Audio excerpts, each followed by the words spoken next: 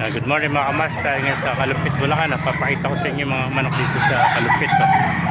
May nasalubong kagad tayo ito, nakalagay sa motor, mga bagong dating. Ay mga konto, mga sinibalang at saka white Hodge Gray. Dali mo sweater mga kamas, alam na ito. Ay mga kamas, pasukin natin lo para makita nyo mga manok dito. Ang ganda mga kelso. Ay mga kamas. Vlog natin manok, mabalid niya doon naman ako mga kaibigan. Ano balid niya doon yan? Ebe ang kaibigan, ano balid niya doon to? Mga kelsa no? Namahamasal mga manok dito sa Kalupit. Dami po mga manok. Ganda oh.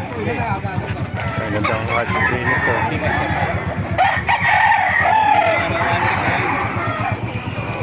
Mga hot spray ito na mga manok dito, mga SBR po, may white kelso pa tayo na ito mga kamasa.